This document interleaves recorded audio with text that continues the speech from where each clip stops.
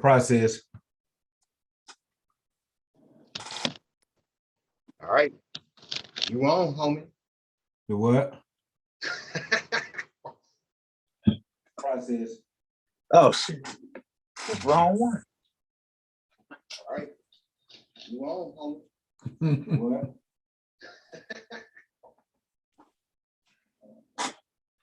Greetings. This is All the right. Panther 48. Relax yourself. But peace and power. Once again, this is Panther 48. This is our second time live streaming, and like I said before, we building this thing while we driving it. I got Brother E calling out of Florida, hanging out the window, putting the left tire on. I got Brother Ward calling out of San Diego chapter of the Black Panther Party chairman, hanging out of the trunk, making sure our muffler's right. And I'm gonna try my best to drive this thing. We putting it together while we driving. This is part 2 to what we did last week. And last week, we built on the perceptions of leadership as opposed to true leadership.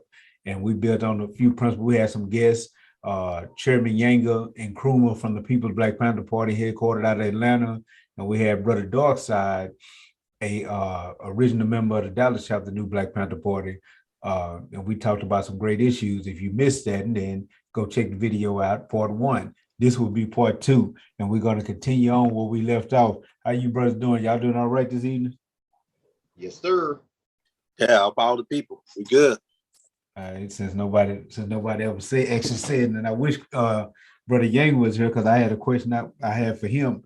But let's go on and get on it. Ain't nobody said nothing. You didn't get nobody a chance to say nothing. You was talking about we hanging out windows and all that type of stuff and just kept moving with it, which is fine. But I didn't want to cut you off. You know, I'm polite. I'm the nice guy. Yeah, you the nice guy. You the joker. You the joker, and Brother Water Riddler. Anyway, He the new Black Dallas. Anyway, let's get in it. We left off, last thing that we talked about, I believe, last week was self-serving leadership. That's one of the last things we talked about. I guess if we're going to talk about self-serving leadership, let's identify some destructive leadership. What would be considered destructive leadership, and point out the characteristics of it and how it ends up hurting the community. If any one of y'all would like to take that. Yeah, I start off with that because I want to make sure people understand the difference when we talked about self-serving, which is basically somebody that wants to take on a position for the sake of their own means and their own gains, whereas destructive leadership would be somebody that's in a position that has no business being there for the fact that they're not ready or capable of holding that position of leadership. So then from that standpoint, they're doing something to destructive to the people or that they're overseeing. And their position in being in that leadership is actually more harmful than it is good. And so when I think about destructive leadership, oftentimes these may be people that are given a position because, through seniority or just because they've been around. As it applies to do with community activism, you have folks that are real dedicated, to just being out there and a part of a cause. And simply because they outlast a lot of people, sometimes they're given leadership positions, or just say they real loyal. So they've always been right there next to the man in charge, or, whether that be from a righteous position or just because they suck up to him all the time. Well, all of a sudden, next thing you know, they get slanged the position, and they become super destructive behind that position because they wasn't fit for it. And we have to make sure people understand that just because you've been around and involved for a long time, that does not make you fit to be operating in a leadership capacity. The aspects of what it takes to be a leader come into play regardless of how long you've been there. You can have somebody, from another perspective, you can have a person that is in school and they don't ever quite make the cut, and then they just get passed on to the next grade. Well, does that mean that they really deserve to go in the next grade, or they ready for that next grade? No. Same thing applies to this. So we have to be realistic when it comes to that. Just because a person is around for a while and has been, through the storm with you, don't mean that they're capable of operating in a leadership capacity. So our leadership capacities should reflect what's necessary for us to be operating in that position, not just deal with something because you're dealing with a loyalist. And so for those people that are out there, loyalty just don't cut it in terms of you being a leader. So don't get it twisted, and don't don't fool yourself into thinking just because you've been around a while that you deserve to be a leader. So this mentality we got in terms of us deserving something, again, comes from this seniority perspective, and that just ain't the reality of the situation. And I think, to me, that's what I think about when I think a destructive leader, somebody that's in a position that have no business being there, but they just may have been in the field for a long time. They may have been out there longer than anybody else. And so all of a sudden, they feel like they should be next in line to be in a position of influence or power. All right. We got Chairman Yang and Krumah. He just logged in. Peace, man. Sorry for the delays, man. I'm having all kind of technical difficulties going on. You all right, brother? You all right? Better be late than not come at all. Anyway, I wanted to talk about. Point you just came on, Yanga, is we discussing destructive leadership, and we was asking what was some forms and characteristics of destructive leadership. But I kind of got a side note because I was looking at last week's live, and one of the things that when we discussed and talked about what happened, why wasn't the line held, one of the reasons that you gave, Yanga, you said that they didn't have a sound ideology for the passing of that continuity. And I wanted to ask you, because we didn't get into it, what do you mean by that? What does sound ideology mean? And what do you think would be a sound ideology, or just some of the framework for a sound ideology in order to make sure that leadership is able to pass that continuity down to those new soldiers that come up behind them? That's a great question. What I mean by that is really elevating a lot of our teachings into a form of revolutionary theory. We haven't done that into an internationalism, meaning applying it to historical materialism. To the epic theory that Marx talks about, how the contradiction of class struggle, how you'll always have this struggle existing, and out of this struggle, you're always going to have resistance movements come up. Us being Panthers, how's that relate to us? Where did we come in? What is our fight? What has our fight been, and why has it evolved to where it's gotten to now, ideologically, physically, and just every way that we apply this revolutionary theory to action. So we at the People's Party break it down into developments. We take all of that big old shit, the epic theory, Edward Iser's protracted theory, protracted struggle. What is it called? Edward Iser's protracted conflict theory. We take all these big old words and just break it down to developments. What did our development start with? We say Lowndes County Freedom Party. You see the Panther introduced. It was addressing political disparities. It was coming in really about just the acquisition of political influence, political power, showing the contradictions of, the white Democratic Party. It had its whole reasons. You have to go into it. Coming off of Black Power, the energy of Black Power being greatly influenced by Stokely Carmichael of SNCC. I believe Lowndes County Freedom Party, the Black Panther Party, was John Hewlett. So we look at that as being an epic, as being a development, the first development. We go into the second one, and I don't have any material, so I'm flying here off the top of my head.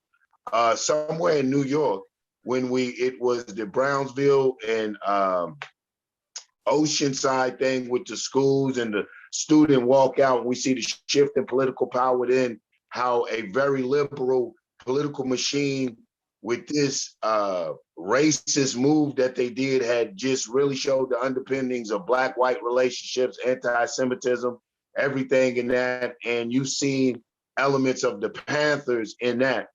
I would have to go into deeper details from the writings of Dr. Ahmad Muhammad, formerly known as Max Stanford, founder of Revolutionary Action Movement. You know, man, I'm honored to say one of my personal teachers. Then we go in, we call that the second development. Then we go into the third development, the first development, 1965. Then we go into the second development as it reads to the 65 to 66, which comes into the founding of the third development under Bobby Seals and Dr. Huey P. Newton, the Black Panther Party for Self-Defense. When we study these, we start to see the ideological shift. We see that the first two were very politically based, politically motivated. We see the coming into this largely after the assassination of Malcolm X, who I feel is the revolutionary Black nationalist theorist. He is the father of revolutionary Black African nationalism here in America. We see the assassination of that. We see what people felt was the futility of cultural nationalist, religious nationalist movements. We were on the throngs of Vietnam, young people. So we, you know, Marxist-Leninist theory was in the air. What was the relationship? We started to see ourselves not just in a civil manner, because thanks to Malcolm, but in an international light, and our position in that. And so this is what spawned the third development.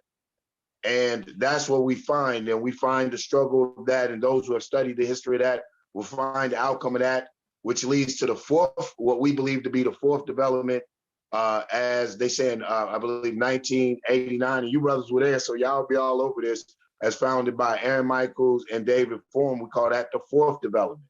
And we find it coming away from a Marxist-Leninist, going into more back to what we feel was traditional, revolutionary Black nationalist, practical Black nationalism, meaning dealing with the issues in the Black community directly, the crack epidemic and things of that nature.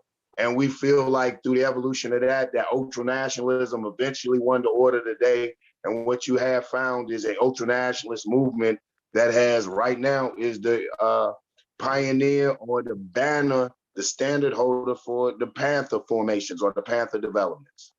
So I think that to be an effective leader and to keep revolutionary theory and you know, and just for the integrity of Panther, but to use that vehicle as a revolutionary vehicle, then it's imperative that we start to categorize our journey in historical materialism and study not just the formations physically and the changes of the patches and what this means, but ideologically through the various leaderships and phases.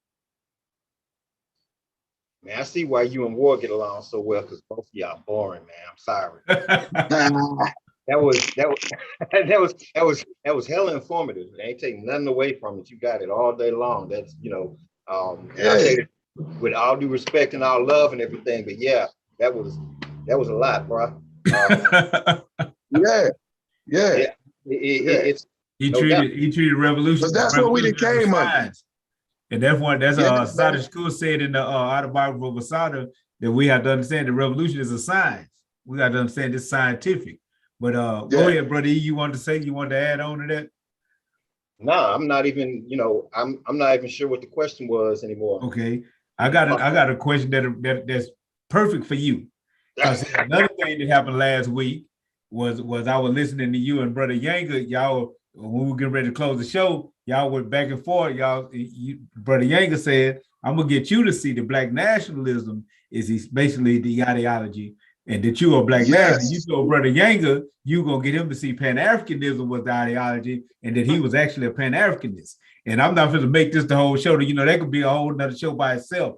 But these ideologies, these thoughts, these philosophies, to me, is important for the people to understand. And I think that being who you two are, y'all in the best position to kind of explain what y'all meant by that and explain what these ideologies are. So I'm gonna start with you, brother. You said Pan-Africanism. So can you give me a basic understanding of what Pan-Africanism is and why you believe it is the answer? It is the ideology that should be touted. You know, how does that give an answer or a solution to the issues and problems in the community and from your point of view? Say, man, what how long have I known you? It's like 25, But 30 years, some along that yeah, line. yeah. So after all this time, I would think that you would know that that's exactly not what I was saying. Um, we don't do a specific ideology. I know, without a doubt. We don't roll like that around these parts. But I mean, Pan-Africanism is a part of the process. It's a part of what has to take place, what has to happen. And really, to put it in very simple terms, Pan-Africanism is simply a recognition that all African people, regardless of geographic or political boundaries, are one people and interacting as such. Reaching across these lines and whatnot that by and large, for the most part, have been created by an external source, by an external group of people in order to manipulate and divide and all of these things. So it is essential that we, you know, tap into that power. No, if Japanese people or Chinese people in this country started catching the hell that we've been catching, there will be a problem. Why? Because you got an entire country, that is China, to get their back, to stand their ground, they have a position of power. There are consequences should somebody do their people wrong, which is one of the things that Malcolm was attempting to tap into with the creation of the OAU, and going to the continent and making these inroads and these connections with sisters and brothers over on the continent, for the purpose, it was for the purpose of strengthening our position and giving us a political and economic and other backing, as well as a cultural identity. So, I mean, Pan-Africanism is absolutely part of the ideological process that we have to be able to tap into.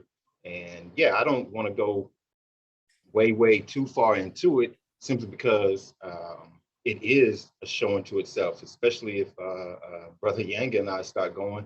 I already know it's going to be an epic situation between the two of us, because we're both going to stand our ground and we're both going to come with enough ammunition to sit each other down, clear off the table and whatnot. So yeah, I kind of don't want to go too far into that. I don't know if you have another question or you want to give it to No, them. that was basically it. And the reason I asked these questions is because, it's one thing for us to be just having a conversation between us. It's another thing for the people that's watching and listening to understand these concepts. And one thing about words, I love words. I always call myself a wordsmith. I love words and their meanings. One thing we understand is that the ideas in our mind are started with the word. It's words that implant those ideas, no concepts. And here's the thing about it: if you have a proper one of these days we're gonna go further back behind your words, but that's another conversation. That's a whole nother conversation. One of the things we understand that when we have a proper understanding of words and how those words are to be utilized toward a particular situation, it usually moves us into proper action. But a big problem is most people have a misunderstanding of what words mean. Even the everyday words that they throw around that they think they understand, and by having a misunderstanding of a certain term, word, or even an ideology, it puts you in a position to misrespond to life itself. And that'll usually make sure that you miss every mark that you try to meet in your life. So I wanted to touch on those points to make sure that brothers and sisters knew what Pan-Africanism and Black nationalism was and how it could actually help our situation.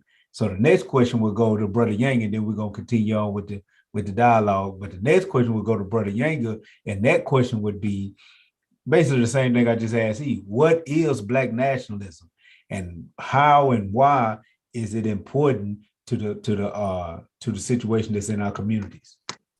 I think Black nationalism is simply Black nationalism is the base. The real question is the prefix that you put in front of it: revolutionary, capitalist, whatever. But Black nationalism in itself essentially says that we should nationalize our resources. We should be the primary benefactors of our resources, and unapologetic about it.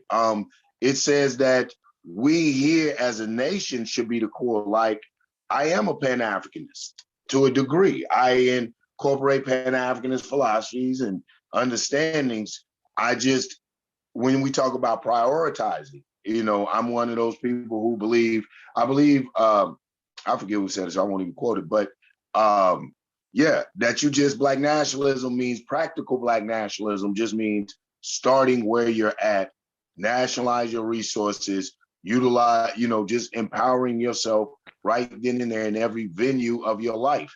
Even if, and not to be long-winded, even if you don't have production power, you're not related to the productive mode, you have limited consumer power. You ain't got to spend a penny with anybody. You don't have to spend a damn cent.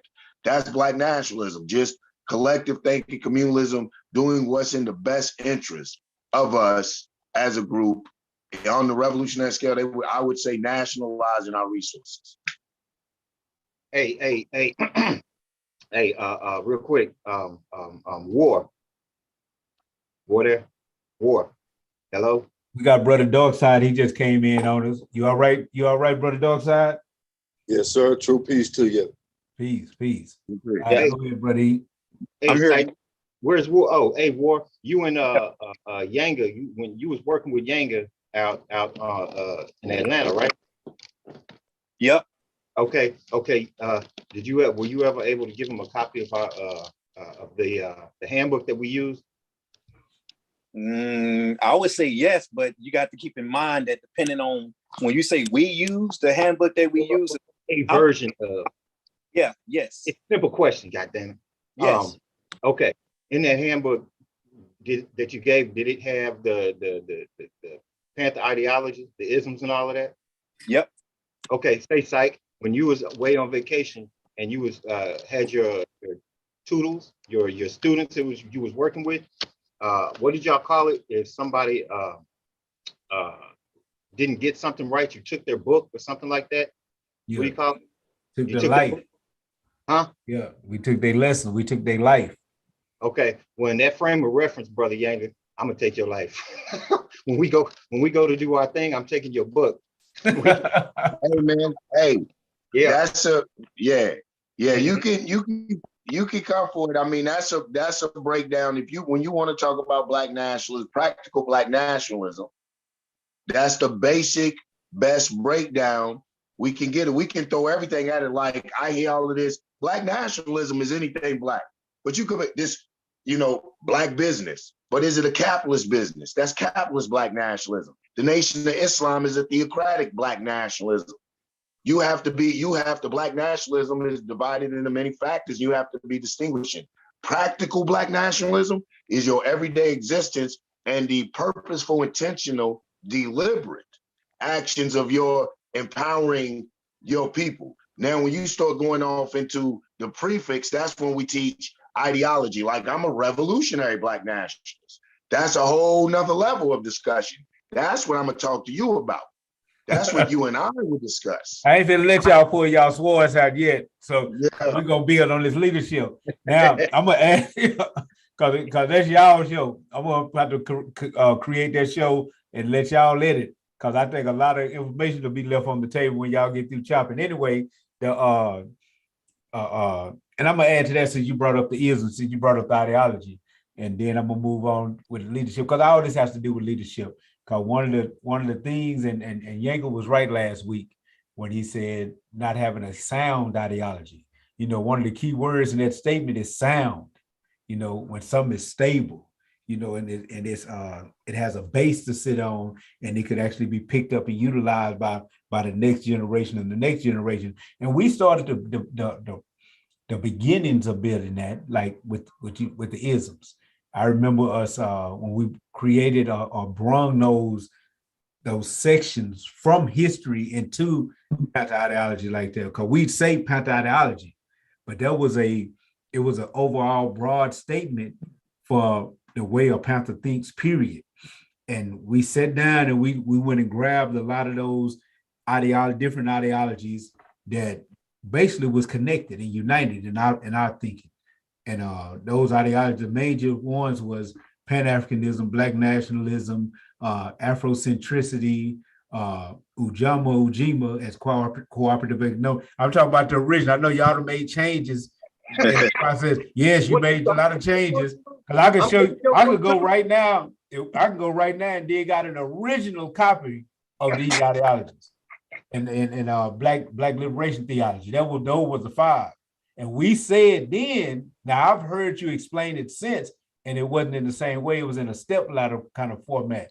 But then the overall umbrella of the ideology was Black Power, and those was tentacles coming off that ideology that actually came together and built that overall overarching ideology. That what it was in, what was it, in 2000, 1999, whatever, when we actually originally formatted it. Now you tell me I'm wrong. You may well be right. I don't remember. I was But busy. I know that it evolved because I saw even evolution in the mechanism structure that when War gave me one of the new handbooks. So I know all these things have changed because that's what happens with any ideology. Yang was saying last week that they live in. And so people may see things that may need to be turned, added, developed, evolved, or even removed when we was having a discussion last week. So, but that's what it was. I know that's what it was because that was the only copy I had, and I studied it down there, and I used to teach it in political education classes for all of those years that I didn't know that it had been changed. But I'm going back to the point, and sometimes these stories are simple. You know, sometimes these stories are simple, and the reason I say that is because when me and E sat down and put these together, we got it from an old Dr. Khalid Abdul Muhammad speech before Dr. Khalid Abdul Muhammad was brought into the party. There was a speech where he said, we have to put Black power back on the table. We have to put Black nationalism back on the table. We have to put, you remember that old speech back in the day, E? Hell no. I don't remember that. But anyway, I ain't gonna refer to E anymore because he don't know what's going on. No. He smoked a whole lot of weed back in the day. But but back to the point. Back in the day. Back to the point, so we can move on with the leadership discussion. The ideologies broke down like this. And I'm real simple, because I didn't talk too long as it is. But the ideologies broke down like this. Black nationalism was basically, Younger said Malcolm. Malcolm said when he was describing Black nationalism, he said it's basically the act in the concerns of Black people first and foremost. He said it doesn't mean that I dislike any other people. It only means that I focus on doing the things that's necessary, more beneficial for my people. And that was the most basic and general definition of Black nationalism. I think two great books to read on Black nationalism is I forget the name of the first book, but the second book, part two, because it was my favorite, was Modern Black Nationalism. It's a red book, and the part one, the green book has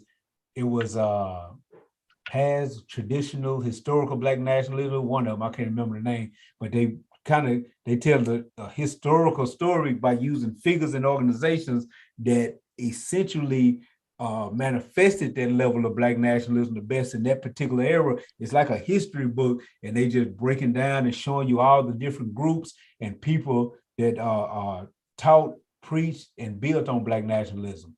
In the second book, it starts off, I want to say, with Marcus Garvey, and I want to say it ends with the Nation of Islam, but it go through, Panther Party, Malcolm, all the brothers.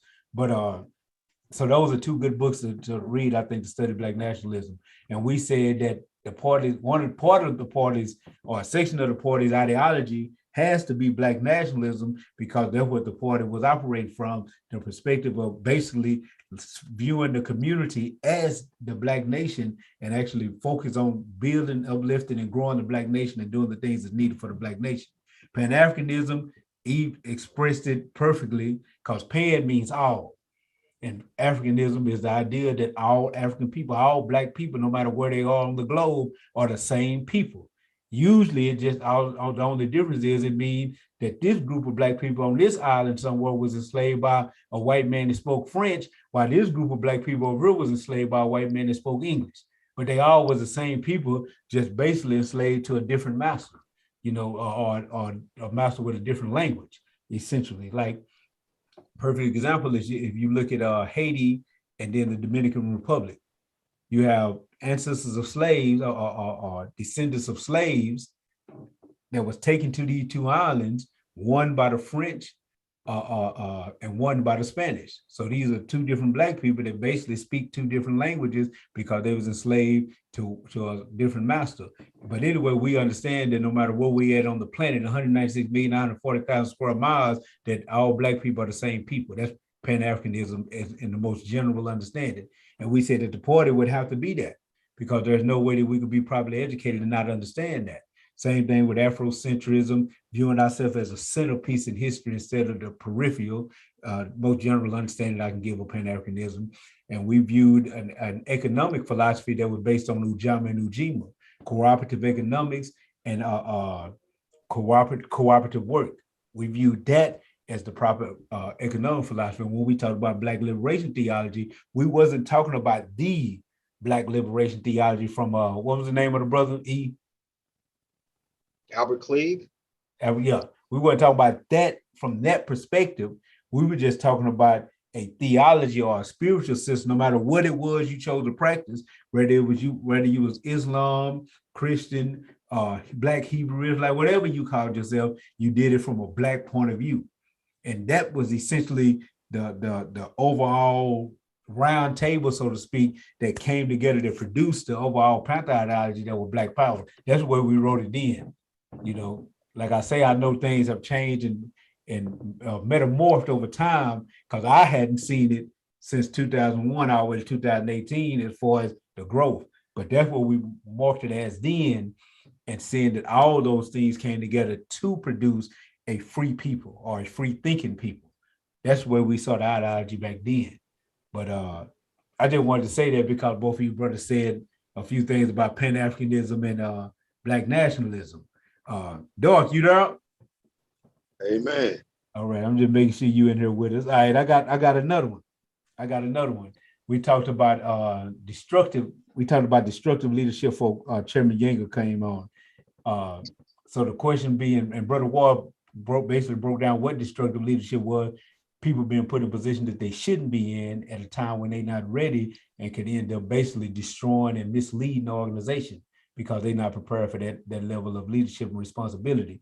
So how do people safeguard against destructive or even self-serving leadership? Anybody want to jump on that? How can the people safeguard against destructive and self-serving leadership? Well, I want to jump in and kind of piggyback off of what Ward was saying earlier in regards to the destructive, and one of the aspects of it is people being put into positions simply because they have appeal or because they've been there a long time. And if we look at those who were propped up as quote unquote leadership, you know, cats like Al Sharpton, Bessie, Jesse, and all these others, the reason they get put into the positions by the establishment is because they're able to garner a lot of votes. They have a large following that they can move and get to do the bidding of whoever's paying them, whoever their backer is, whatever they're being told to do by their high ups. And so that's it's really easy to fall into that trap because we had some of the same issue back in the day. And I'm not going to bring that up again because we slap war around a lot with that as it is. But for me, the most effective way that African people can safeguard against that type of misleadership, poor leadership, whatever. One of the key characteristics for leadership, for positive leadership, for good leadership, is our ability, an individual's ability, a perceived individual's ability to step beyond their fear and to embrace the pain. And I know we've all heard it over and over again. Whenever we bring up slavery, slave time, back in the day and whatnot, Black folks saying, I don't want to talk about slavery because it makes me mad or it makes me sad or it hurts and you know, that sort of thing. The reality of it is that's exactly what's needed. You know, we'll talk to each other about relationships one-on-one, and most folks, I think, agree that when you push down your emotions about, you know, if you're in a relationship with someone and there's something they're doing that's making you mad or that you don't like or whatever, if you don't address it and you just press it down, eventually those emotions make themselves known in some other way. They'll push out, they'll act out, and it'll become a problem in that relationship. And I think on a collective level, we see the same thing. As African people, we refuse to have a conversation about what happened to us. So all of those emotions, all of that rage, all of that anger, all of that sadness and depression, rather than getting dealt with, gets pushed down further and further within our psyche. And we try to anesthetize ourselves by buying things, shopping on Amazon or whatever, by immersing ourselves in sports. And I'm not knocking sports, but when sports is your life, but somebody being murdered in the streets or people being homeless and whatnot is just an afterthought, there's a problem. And so for me, as individuals, we have to be able to have those conversations so that we're better able to analyze where we stand as a people.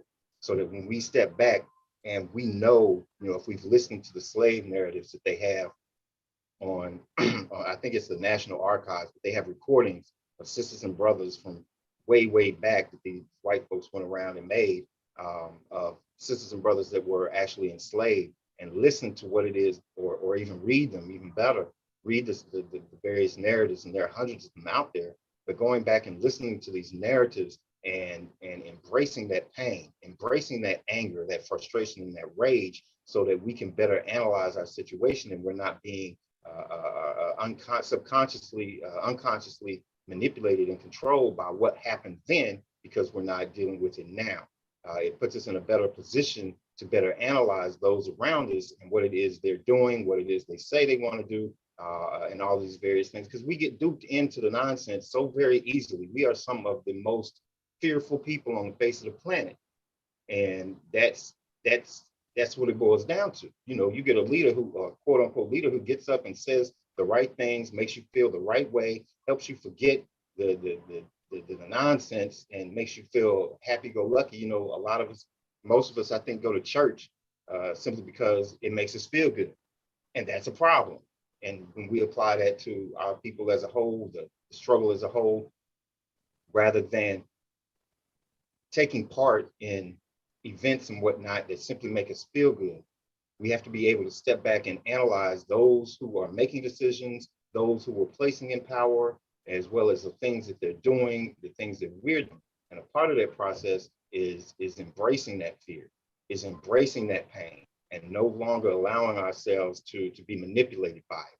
Because as long as it sits down underneath, boiling just under the surface, we're going to keep being manipulated with the same old game over and over again. The same speeches they give us today about the various subjects in our neighborhood are the same speeches they gave us in the 60s. They tell us, wait, it's going to take time. We're doing this, we're doing that. I've helped you out. And we keep falling for it. We keep falling for the same nonsense. And a large part of that is because we can't analyze, we don't analyze. And for me, a large part of the reason that we are unable to analyze what's going on is because we refuse to embrace the entirety of the process. You cannot understand the pain that you're going through in this life, in this world that we deal with today, unless you can see it at least for the past 400 years. A sister that was raped 400 years ago had to watch her daughter be raped, had to watch her granddaughter be raped, and on and on and on and on till we get to modern times, and we're still watching the same process. We don't understand the psychology that goes on when a Black man has to stand by completely powerless, chained up, watching his woman go through this, watching his children being sold across the country, a sister having her children torn away from her breast and sold across the country. We refuse to embrace those realities. So as long as we refuse to embrace those realities, those same realities are allowed to continue to happen over and over again. Though they look different, they're still essentially the same. If they take your baby boy and lock him up in the penitentiary because he had 2 joints on him or a blunt or whatever it is, it's the same as taking your baby boy and selling him across the country. It's the same fucking process, the same thing. But we refuse to embrace that reality. And so they keep doing it to us over and over again. We keep accepting it and putting people in power who are a part of it and have no desire, no understanding, no thrust to make things any different. So for me, a large part of being able to break that down and becoming that leader because we're all Malcolm X. Malcolm X was just a man. You know, Garvey was just a man. Fannie Lou Hamer was just a woman. But we all have this potential if we simply step beyond our fear, because fear begets everything. Fear begets anger. Fear begets laziness and depression and sadness. All of those things come from our fear. And Mr. Farrakhan said years ago, it's not white people that's the problem. It's not white people. It's never been white people that's the problem. It's our inordinate fear of white people that's the problem. And so, especially for brothers, Francis Cress Welsing said that one of the things that Black men have to do, and this is a part of leadership development, that Black men have to do, not just once, but on a regular basis, is clear the room of sisters. No offense to the sisters, but let's face it, there are things that we'll say to one another when sisters are not around that we won't say when they are around. So having a conversation amongst brothers where we look each other in the eye or look at the floor, wherever you got to look, but acknowledge with your own words that we fear the white man. Bottom line, we are not alpha in any sense in this country. We never have been. We never will be as long as they're in the position that they're in. And we have to acknowledge that we have a position of absolute powerlessness. And that comes from our fear. And we have to acknowledge that we fear them on a very real level. You can be big and buff all you want to be, brother. You're working out and you're hard and you're gangster and all of that. But let a little white man walk through the hood. Little white man has so much more power and authority over your life simply because he's got the backing of an entire system of oppression over you. They know it, we know it, and we have to start embracing that and giving it life and telling it it's all right that we are afraid. We're supposed to be afraid, but we ain't supposed to stay afraid. We ain't supposed to bow down to the fear. We're supposed to overcome it and move beyond it. So Black men have to do that, sisters have to do that so that we can begin to even acknowledge, you know, that there's a real problem, because we don't even really acknowledge that there's a real problem. We just bitch about it. But acknowledging that there's a real problem means looking at where that problem came from and the way it looks today. So that's all. Somebody else. Go ahead, brother. Yeah. However, I'm gonna say, you know, you have to, when at some point it has to turn into real action. That's all of that's cool. That's some real revolutionary Dr. Phil. We gotta embrace the pain, we gotta feel the hurt, we gotta acknowledge. At some point, though, it has to turn into some revolutionary actions. And I'm not saying those aren't the first steps to it. What I would throw out there, propose too, is that a leader starts to look at solutions that are a little more tangible. You know, that, you know, we eventually may see some progress from in our day-to-day activities and our day-to-day dialectics and our day-to-day life. What I mean is, like, we were talking about destructive leadership. I think brother E really hit on so many good points. Really, it really was some heavy shit. One of the things he hit on was this: our hurt leaves us open and vulnerable for anyone to step up and be this messiah. I'll die for you. I'll take that pain for you. And we're willing to invest that and give that to these so-called leaders because they present that front. And then, but history bears witness to the downfall of charismatic leadership in revolutionary movements. And this is why I say it's important that I always put my Black nationalism with revolutionary in front of it. One of the things is I believe in empowering the people. One of the ways I believe in empowering the people is through people assemblies. I believe that I'm a communalist in my social interactions, which simply means that it's an end to bureaucracy in a degree that politicians shouldn't even really be paid to participate in their day-to-day activities. I believe that even if we looked into something as rotating of, you know what, I'm getting into my politics, destructive leadership. What I'm saying is that I think destructive leadership is leadership that always finds a way to somehow subliminally pass on a monarchy. This is how I'm going to pass on authority. This is how I'm going to pass on leadership and not ways to have the people to form their own people democracies.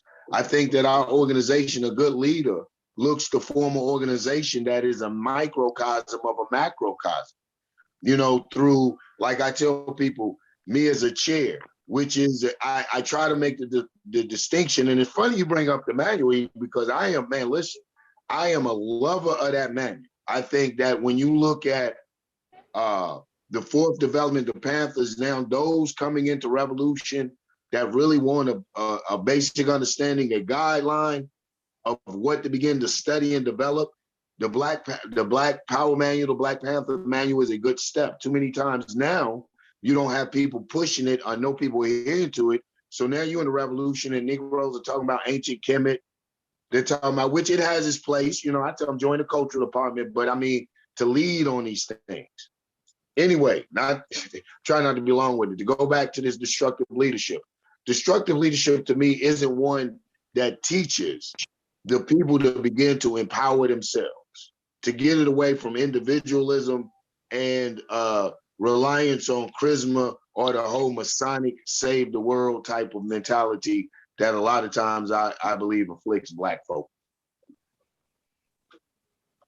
You know, if you're not about empowering the people to self-determination, what are you really trying to accomplish? True indeed. Brother Walk, what do you think are some of the ways that the people can safeguard themselves against destructive leadership? Well, I want to let me acknowledge this first, and I'm gonna say this because I need some of us old heads that have not been in the field as much as we should be to stop using the word piggyback. Panthers do not piggyback. Ain't that right, Yang? Yes, sir. I Okay. didn't want to say nothing. Who said piggyback? We don't piggyback. All right, so let me just jump in and grab the baton. All right, I'm gonna grab the baton. What's your problem with Piggy? I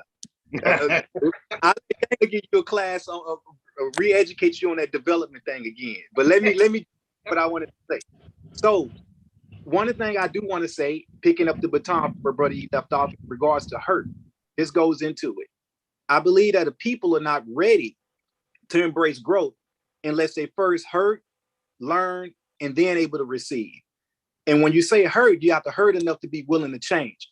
Oftentimes, and this goes back into something I was at yesterday, in fact, where we had Michael Brown Sr.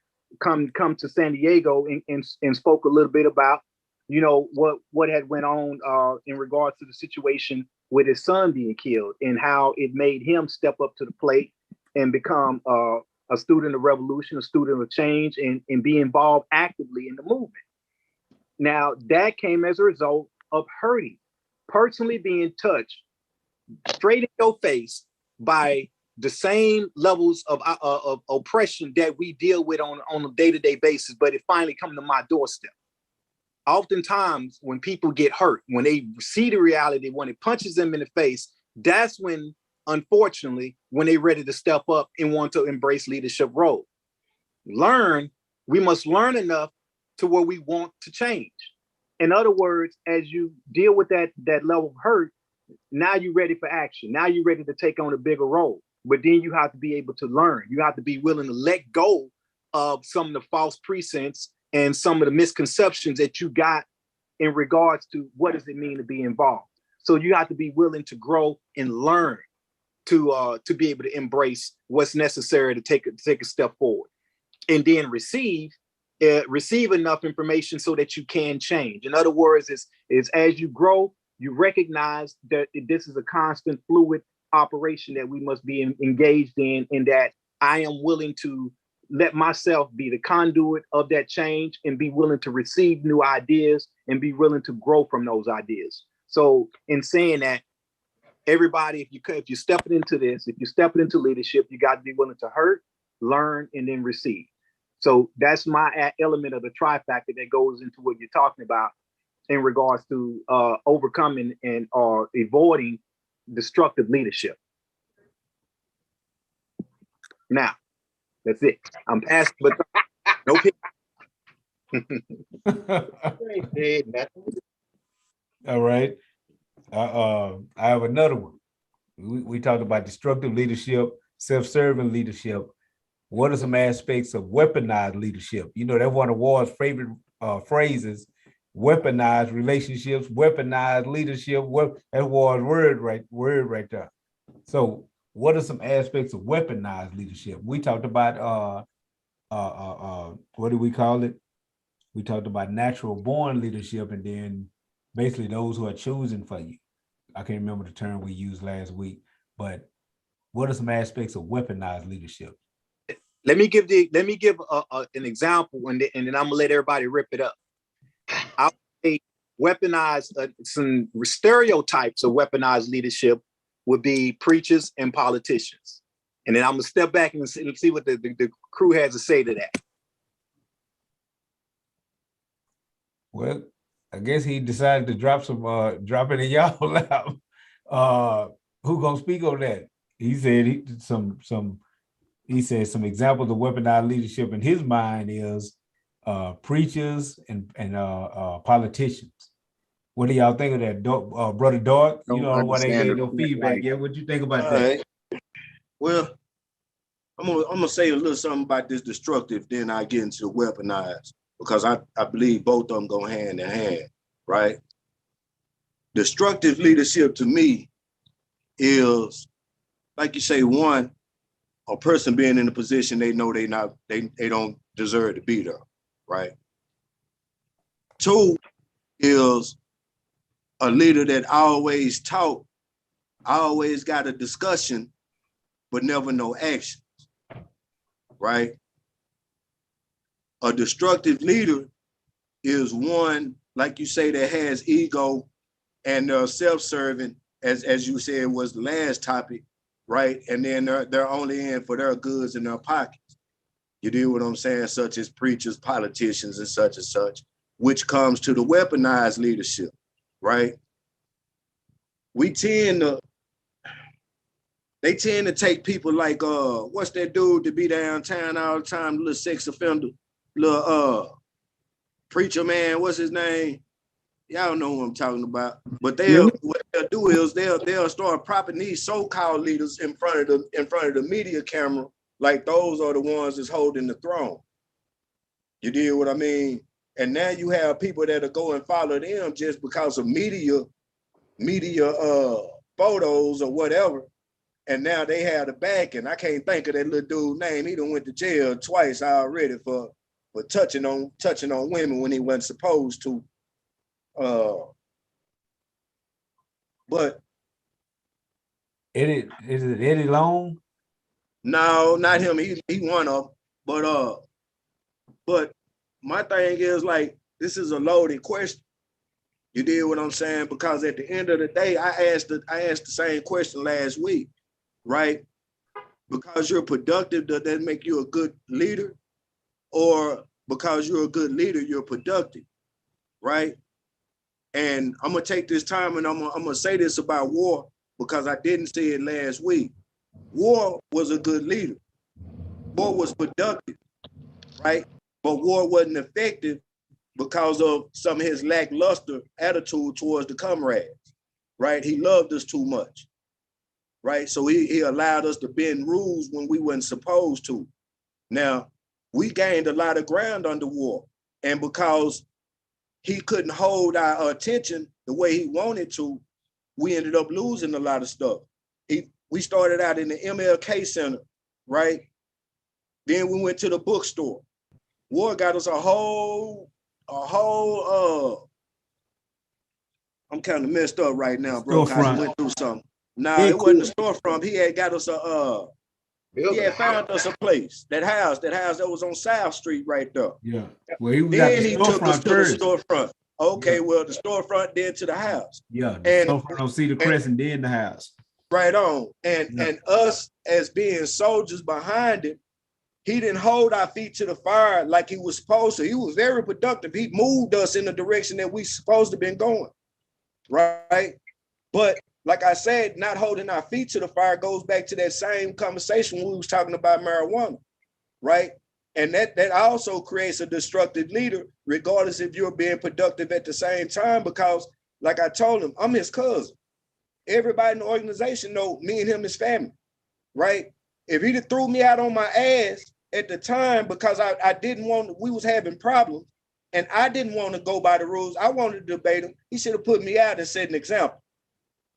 You did what I'm saying? And a lot of other folks would have lined up in place once they knew war wasn't playing. When we had that storefront and we all had duties, we was half doing them. When we had the house, we could have easily ran that up into something real nice, but the membership was half doing it. He was productive, but he wasn't very effective with the membership. Thus, it caused now here we are 20-some years later, and we're still trying to correct and rectify some things that happened from then. You get where I'm coming from? Yeah. So my thing is, what I ask is, just because you're productive, does that make signs of a great leader, right? And can a productive leader be destructive? You get where I'm coming from? Yeah. Now, the reason I asked this is because I asked, a lot of us claim to be leaders, but I asked where the leaders are. You know what I mean? And I believe we having a conversation. War was telling me that really this conversation is supposed to be over why people choose to give up their powers to somebody else to make decisions and whoa. Right? And here I am, I'm looking at, I just had to help these 3 young dudes, man. Car got shot up at the red light today on Hampton 67, right? When I'm trying to get something to eat and lose. You did what I'm saying? And one dude dead in the driver's seat, another dude shot up, I'm helping him, I'm rendering aid to him. And another dude is hysterical. And it's not the bodies, it's not the shooting. It's just that I'm sitting up here looking at these young people out here mass murdering each other while we have a conversation on the people holding leadership accountable, right? And I'm wondering, are we expecting something from people who have no faint idea about themselves? And the question comes, what type of leaders are we raising? What type of people are around us? Or is everybody around us, do they fit the description of what we feel like a leader should be? Or what we feel like we should be bringing up as a leader, right? What about the people who don't want to be in leadership? How are we taking care of those for the ones they do grant the power?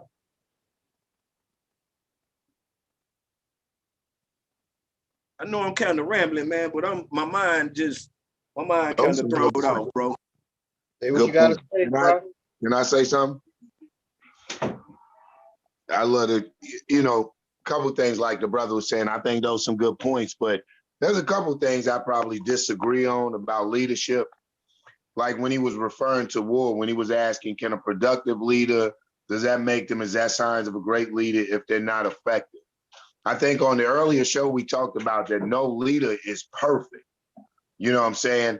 That's where my question comes in. What do we expect of leadership?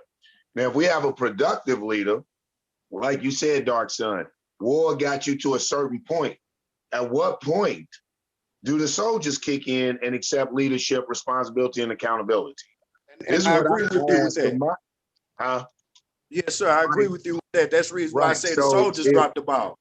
Yes, sir. So if he got us to a point and he's being soft in this area, like I like to think I'm a pretty good chairman. I'm not much of a defense man. I need me a goon gorilla, knuckles bloody from scraping the concrete. I'd welcome that.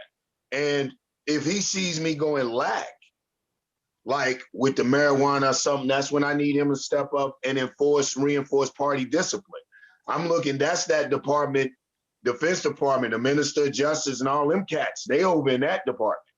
And that's what I'm looking for them to reinforce, to instill and inspire party discipline. So I would say that productivity is a sign of great leadership, you know, but we have to ask ourselves, how much are we expecting of the leadership? And at one point, like, I look for me, a leader, to inspire me and to take me to the next level and to bring and encourage that leadership out of me. It's almost like a basketball team. You know, War's my XO.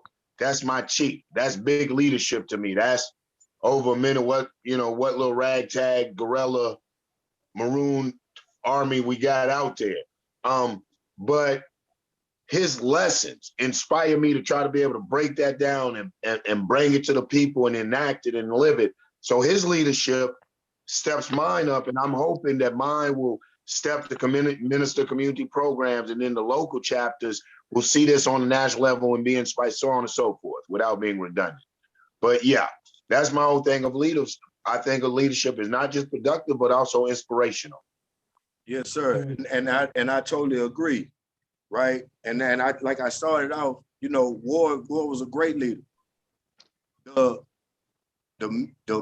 fellowship fell off, but the morale of your troops is based off the leader too as well.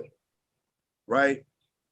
And it comes counterproductive when you don't hold their attention, because now we go back to the community, right? We expecting the community to hold us accountable, right? How can the community be effective for holding self-righteous woo-to-woo leaders? But we're asking a group of people who don't even know how to be accountable for themselves, right? So then I feel like it falls back on the leadership that realizes this solution, and it's based on what type of leadership are you gonna build from this day forward. You deal what I mean? I don't know if that makes sense or not. Let me say this, and I think E want to jump in here. I do too. Oh, go ahead, boy. Brother War want to jump in here as well. But let me say this. See, and when Brother Darkside was talking about War's time up as a commander, as chairman and leadership in the Dallas chapter, part of, you know, all of these elements was part of the problem. You know, when you're dealing with the organization, you can't expect to go into the organization or expect the people that come into the organization to be perfect people on point, fall in, get in line, and boom, take the organization to the next level. Because 9 times out of 10, people are coming into organizations because they know they need some help, some assistance, not only in liberating the community, but in liberating self, you know, and liberating self in their thinking and growing and elevating and evolving in their understanding, because something has happened that made these particular people who decided to come to the doors of the headquarters of that organization, something happened to wake them up. And they're coming to the organization seeking consciousness. So the organization has to be structured and built in a way they can actually build those soldiers up to fulfill the mission and the duty of the organization. And the people that, and those soldiers, those people that come to the doors of that headquarters have to, at some level, leave a part of them outside of that headquarters door, because there's no way no one can add to you if you already full. So those soldiers have a responsibility to the organization, and the organization has a responsibility to the soldiers. And anytime an organization fails at its mission is because those two groups didn't know how to play its position to one another, you know. And the leader or the commanding officer, the person who's in charge, get the blunt of all that, because the person who's in charge is actually both of those things and represents both of those aspects that have to come together and know their responsibility to each other. That person, he or her, has to be able to do that. And that's a difficult and extremely hard thing. That's why most intelligent people don't want leadership. But because they're usually intelligent enough to understand the methods needed to move forward, they're thrusted into it. They're placed in leadership without even a desire. Matter of fact, most people that want leadership are usually those destructive people we just talked about that are not good in leadership. Usually, if you look at it and understand it from their point of view. But I got somebody in the chat that asked a question, And out of respect, I'm gonna put that question out here before I let brother E jump in here. But let me see who this is. Okay, person in the chat room, Janie Earl said this. I asked this: just because you are productive, are you effective? Going around town to sit to different cities doesn't make you prosperous, just famous. So you must be effective in directing the struggle. We must be able and available. So the question is, just because you're productive, does that make that leader necessarily effective? Yeah, I jump in. Well, that goes back to defining what we mean by production or productive. Because to me, when you say the word productive to me goes into putting something in production or creating. Sitting in like they're saying here, sitting in a bunch of meetings is not creating production. What that is like you said, visibility. I mean, I pretty much think they hit it right on point. But what we're talking about here is defining the different types of expectations in the work that should be done to anybody that call themselves a leader, as well as what people need to do to hold themselves accountable. And let me make a correction here. I would never consider myself a great leader. Let me say why. Because to me, what first and foremost must take place for someone to be a great leader is you have to have at least 2 generations that have advanced the movement further along than what you've taught. At least 2 generations. Because to me, it's all about being able to have what I refer to as Panther continuity. Panther continuity requires that the next generation is able to take the foundation that was provided to them and move it further along. And then that generation should be able to do the same thing to the generation under it. Because if we're talking about building this movement to be able to be more productive and to be able to stop the mess that's continually happening, like Dark Side is talking about, where we killing each other, where we committing genocide amongst each other, and we're operating like they want us to operate, then we need to have the next generations recognize that and be able to take it further than us.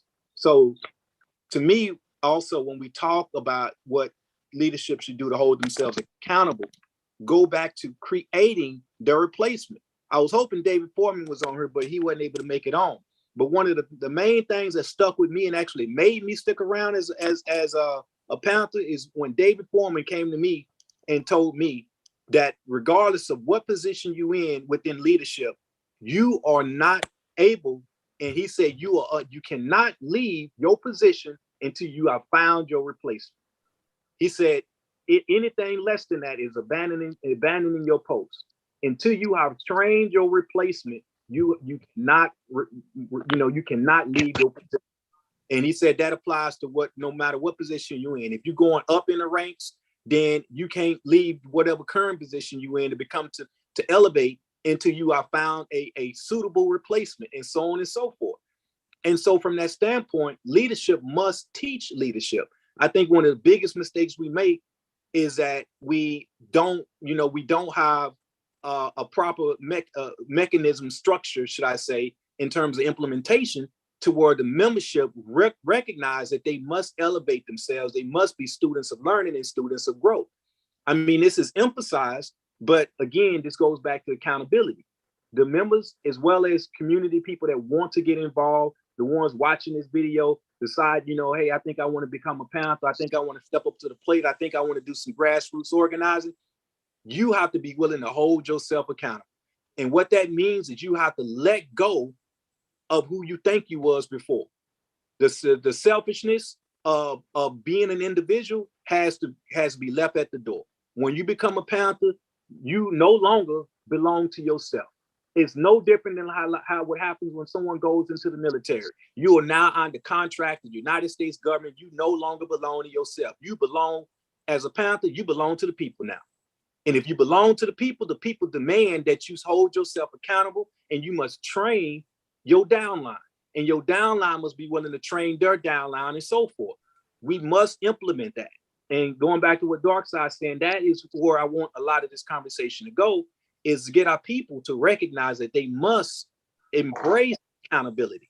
And as you embrace accountability, now all of a sudden, you start recognizing that there are certain things that you see that you don't know. And so therefore, you must be a student of learning, student of growth. And as you are growing, you have the ability to grow the next generation. And that's what I'll I think that was nicely put. Brother E, you say you had something you want to bring in? What was that quote, Psych? The job, I think it was Fred Hampton, the duty or the job of a revolutionary is to uplift the consciousness. That's Hewitt. People somewhere along those. The job of the revolutionary is to raise the consciousness of the people. Every act that you do, okay, to be considered revolutionary has to raise the consciousness of the people. And if it doesn't, not only is it not revolutionary, but it could possibly be counter-revolutionary. So, and I've always kind of taken exception with the first part of that. The job of a revolutionary is to uplift the consciousness. For me, it's the job of a revolutionary to pose the opportunity for the masses of people to uplift their consciousness. We can't raise the consciousness of the people. That's just impossible. That's not going to happen. The people are responsible for raising their consciousness. It's our job to pose an opportunity for the masses of people to develop and to grow, an avenue, an option that's not been given to us. And so for me, part of leadership is putting those options on the table, making something viable that the masses of the people who get that spark have somewhere to go. If it's just about capturing the imagination or the hearts and minds of the people, all we need to do is get, hairstyles and tennis shoes. All we need to do is get LeBron James or somebody to co-sign what we're saying. We capture the hearts and minds of the people right away, simply because that's where the hearts and the minds of the people are. So for me, leadership means being able to build, even if that's a singular individual. For me, when I was at the University of North Texas, and I bounced around through a lot, I went through every Black organization on that campus. I was best friends with the president of Kappa Alpha Psi. I was part of a Black progressive organization, NAACP, everything you could name. But day in and day out, I was on my own because I wasn't thinking like they were thinking, making a newsletter. I had my own newsletter for the 2 semesters that I was actually there, that I produced on my own and handed it out, providing that option for anybody who may be on the campus or in the area who gets a hankering or an itch to look in that type of direction. So it's for me, a huge part of that leadership is providing those options, not only for the masses of the people, but for those people who are within the ranks of whatever organization they're a part of, even if that organization is them by themselves. So yeah, I've always wanted to I know I've heard you mention that several times. The rest of it I'm good with, but that little part right there about raising the consciousness. It's the masses of people that have to raise the consciousness of the masses of the people. We can't do that. And I think that that's an unrealistic goal or objective that a lot of times real leadership may put on itself because when it comes down to it, that's not, like I said, that's not something that we can accomplish, So, yeah. Okay. Somebody something. No, I was really I was supposed to respond, but I had to sit back and just really meditate on what you said about. You know what? I think one of the problems to me with a real effective leadership, we talked about productive leadership and effective leadership. What are we measuring the effect by? Like, to me, I think what we have all of these problems in leadership is because we don't have even a remotely cohesive understanding of what we're attempting when we say revolution. What is revolution? Like, when I say revolution, I mean from the sense of internationalism, material dialectics, historical materialism, these type of things, but I can speak to other revolutionaries, and there's a whole complete different understandings. I speak to some people who think the revolution is going to be maybe a 6-hour shootout. You know what I'm saying? I mean, so so it's like, yeah, when we talk about this leadership, from what perspective, and I think that that's what really, to me, where we have to stand out. I think effective revolutionary leadership, to me, begins to make that distinction and teaches that the revolution, like I've heard many of us say, is a complete transfiguration of the human being. This largely came into play with Frantz Fanon when he started beginning to talk about this revolutionary type. I truly believe that. I believe that, and being a Black nationalist, I believe that the revolutionary type is the highest evolution of the Black African here in America, in production and thought and social interaction and all of these types of shit, of things, excuse my language. So the leader begins to produce that because we become almost like, you hate to say a secret order, or almost like a religion. You know, revolution becomes like a religiosity, and we infiltrate every aspect of society. So we begin to infiltrate the political aspect, and we see avenues where we can promote and advance revolutionary ideology and revolutionary cause. In the economic, against the direct attack against capitalism, we see avenues. So we begin to develop theories and practices that are relative to us and effective directly to us. Look at communist China. Don't they have something called, I forget what they call this, that the business dictionary, they call it something, I forget the something project, but it's loosely an experiment of capitalism in a communist country, how they're slowly, bullshit through the rhetoric and playing and changing terminologies. What I will salute them for is creating something that is uniquely distinct for Chinese people. Hence Chinese nationalism. I think when we begin to embrace our unique, like he was saying, the pain, the hurt of it all, to a degree that we can apply it to revolutionary science and develop a theory that is unique to us, fuck traditional, whatever they're saying that is, but this is the revolutionary theory that is unique to us. We have our own Marxists and Leninists, which we do in Malcolm, Dr. Ahmed Mohammed, the Freemans up there in Cleveland, who was compared to the Black, he was called a Black Trotsky by Hoover. So we have brilliant Black theoreticians and philosophers and strategists. It's just a matter of embracing them and embracing the revolution as something uniquely our own and contributing, like you have Maoism and every other form of revolutionary theory. I think that's what a leader begins to push and promote.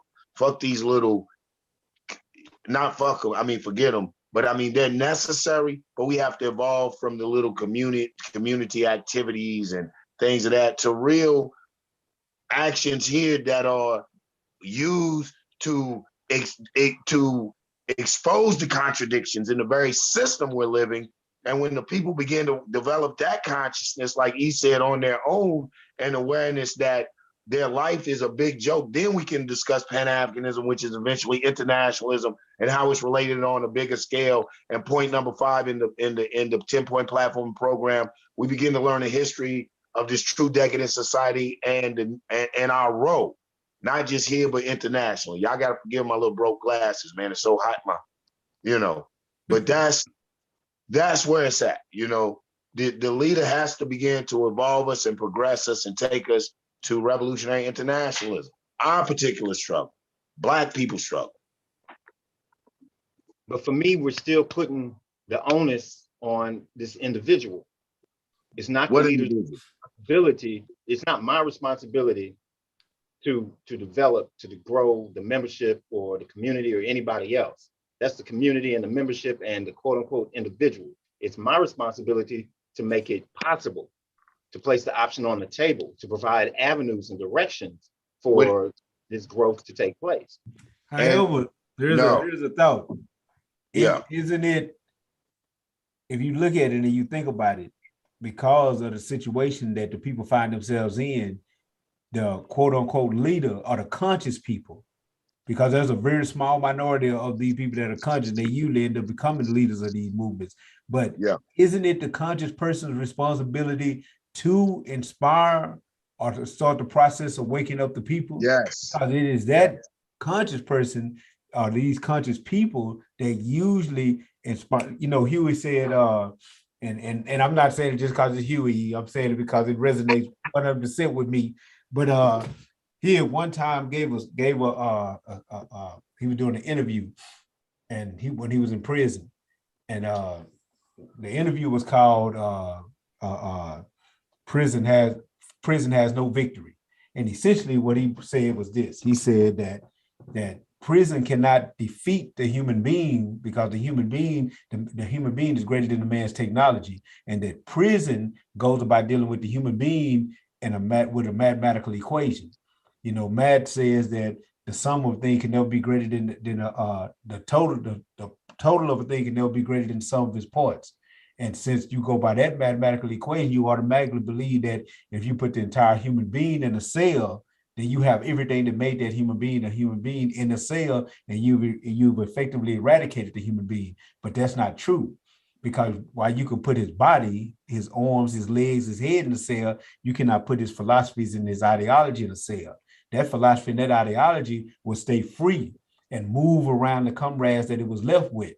Not only that, but that person, if he has a revolutionary leaning, will go into the prison and meet other prisoners who've never had that revolutionary leaning and start to affect them in a kind of a degree. So those ideals will spread to those prisoners, and those prisoners will one day get out and then become active in the community and amongst the people, so forth and so on. But it becomes that necessary inspiration to move the people. One of the things that we have to realize, and this is one of the things E always talking about, is the difference between Eurocentric thinking and Afrocentric thinking, is that human beings are herd animals. We're very gregarious creatures. We are not the fastest, the strongest. We can't fly. We can't do anything better than any other animal in the wilderness. But somehow we surpassed all the other animals, the strongest, the gorillas, the elephants. We surpassed them and essentially made ourselves the premier being on the planet. And that thing was done, primarily through our intelligence, but it could have never happened if we didn't understand the process of sticking together, of moving together as a unit. So people cannot basically be islands to themselves, because our nature is to be communal with each other, is to deal with one another. It's part of who we are. And because of that, this is how we evolve leadership. We've always evolved it, not in modern day times. There has always been someone who saw a little bit further and had the ability to inspire the people to move toward that vision that even they themselves couldn't see. But they believed that he or her saw it so well that they was lit up, that they was on fire. This has always been a part of the history of the human being. Matter of fact, when we go back to our oldest languages that deal with how we communicated with each other, we didn't even have words for I, me, or mine. We saw ourselves in relation to the masses of the people, and we saw the masses of the people as reflections of who we were. So there was no separation in that. And understanding that and seeing it from that African point of view, can we really say that it's not our responsibility to wake the consciousness up in the people? I can say, and I'm going to be quiet, and I'm going to pass the mic and let somebody else bite the mic. But I can say this. Basically, knowing all the different people that I've met and come in contact with have influenced the quality of my thoughts. When I met War, revolution, consciousness, these things weren't even in my vocabulary. They wasn't a part of it. I wasn't ready for it, didn't care about it, couldn't see how it affected me. War, short change, and anybody else talking that old crazy talk was crazy as hell in my thought process. It was crazy. If it didn't make no money and show me how to get rid of these dudes from these dollars, no disrespect to the brothers from these dollars anymore, but I didn't want to hear it. It didn't have nothing to do with me. If he couldn't show me how to stretch up, I'm gonna leave that where it is until I'm gonna leave that where it is. I couldn't understand it. But being around those brothers and building with those brothers, because me and War's relationship started with music. I rapped, War made tracks. I wanted to buy tracks in studio time. War was the guy that had it. Boom, there it was. Nowhere in my mind was I saying, I'm going to meet this brother so I can learn Black consciousness. That was not the thought. I want to meet this brother because he had them cool beats that I like to rap about killing people over. That's why I want to meet him. He provided you an option that you up until that point did not have. That was his responsibility, give you this option.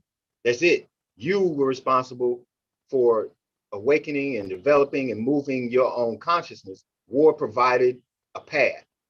And you're correct. You're 100% correct. But again, War would not take on that mission, because War, let me ask you a question. or dark side? Anybody want to answer this? Because I want to put it out there. I'm to expose you dudes, you Well, Chop, revolutionary do it. community Do it. activists. I don't Hold care. on, hold on, chill out. I'm going to expose y'all. How I'm ready. How much is the average annual pay for this work, for this community work? Zero. I know.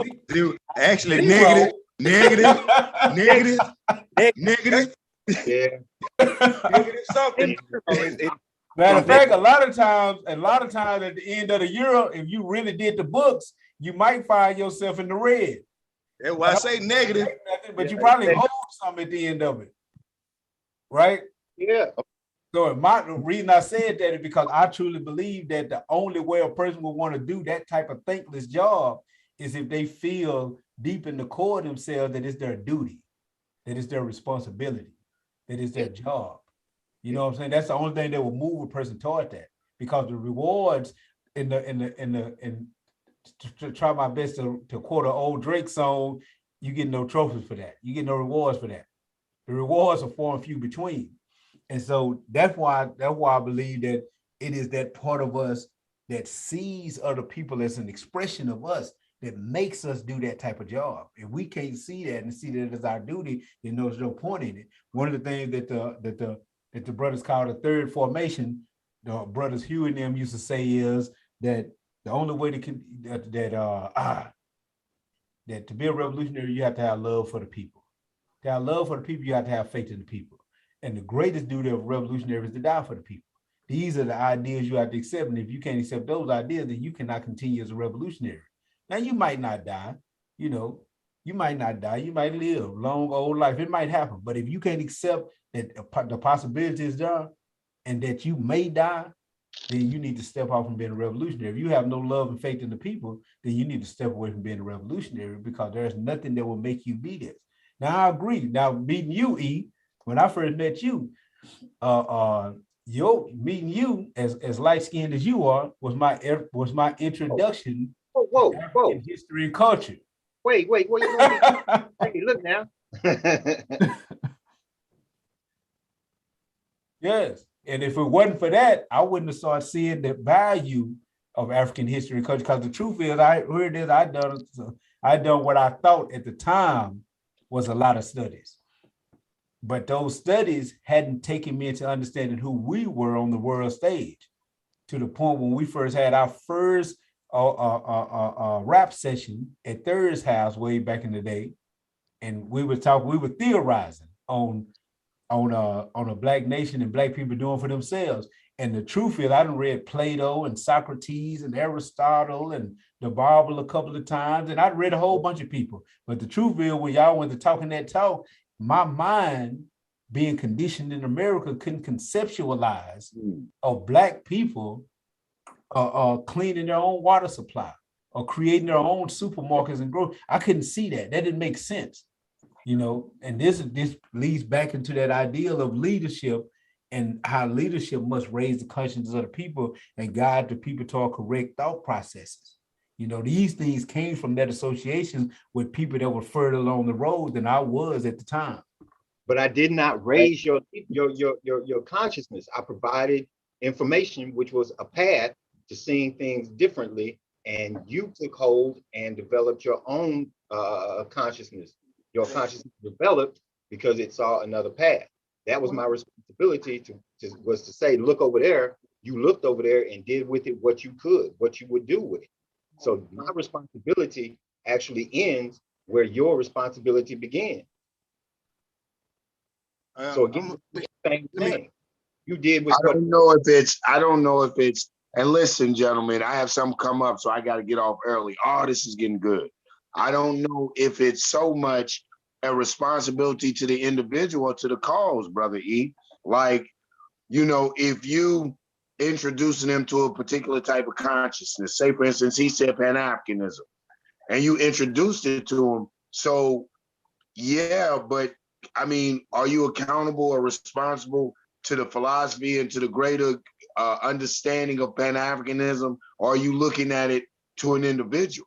I can understand what you're saying. I would inoculate myself with that same theory. Hey, I'm not accountable for this individual. That way, it almost saves my feelings from being hurt.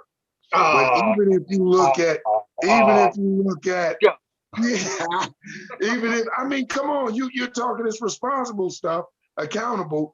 But even if you're looking at it as being accountable to the philosophy itself, there is still an accountability. You can't, there's nowhere in there, like Brother Syke was talking about the individualism, where you can just drop it off on the table and walk it away from it. You're forever attached to it, either by philosophy or through that person. Listen, you're gonna be pissed because I can't give you a rebuttal. I gotta get out of here. Man, Right. Hey man, this is just a good reason to get another invite. Yeah, you know where I'm at. You know where All I'm right, at. bro. All right, hey man, I love you, brothers. I appreciate it. Hey, All peace, power to brother. oppressed people, African power to an African people, and Black power. Most All right. definitely. Thank you, Jeremy Yang.